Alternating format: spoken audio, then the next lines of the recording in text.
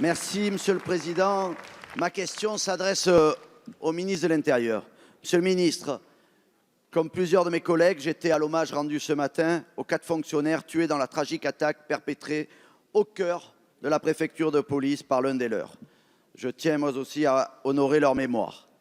À la suite de cet attentat, vous avez affirmé vouloir instaurer l'automaticité du signalement en matière de radicalisation.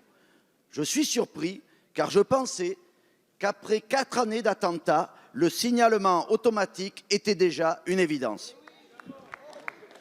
En l'espèce, l'assaillant avait fait l'apologie de l'attentat de Charlie Hebdo, ce qui n'impliquait pas un simple signalement, mais un retrait immédiat de l'habilitation secret défense, puis une révocation. Mercredi 10 juillet, Monsieur le ministre, je vous ai remis un exemplaire de notre rapport avec mon collègue Éric Pouillat sur les services publics face à la radicalisation. Je voudrais vous en donner la lecture de la page 56. En raison d'une dissimulation toujours possible, il n'existe pas de garantie absolue qu'une personne radicalisée ne puisse pas être recrutée.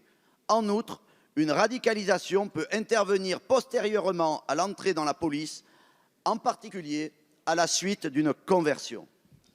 La loi SILT du 30 octobre 2017 permet le rétrocriblage des agents de la fonction publique régalienne afin de prévenir tout danger de radicalisation en cours de carrière.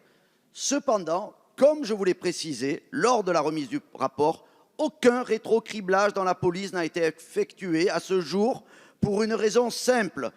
Les services sont toujours dans l'attente d'une instruction interministérielle relative au déroulement de l'enquête de rétrocriblage. Monsieur le ministre, quand le gouvernement va-t-il accélérer la mise en œuvre du rétrocriblage et qu'allez-vous faire, comme l'a dit le Premier ministre et comme l'a dit surtout le Président de la République, qu'allez-vous faire pour lutter contre l'hydre islamique? La parole est à Monsieur Laurent Nunez, secrétaire d'État auprès du ministre de l'Intérieur. Monsieur le Président, Mesdames et Messieurs les députés, Monsieur le député Éric Diard, vous évoquez effectivement votre rapport que vous avez produit avec Monsieur Pouillat, qui est un rapport de qualité sur lequel nous avons travaillé. Et vous évoquez la question des criblages, des rétrocriblages. Donc il y a plusieurs questions en fait dans votre question.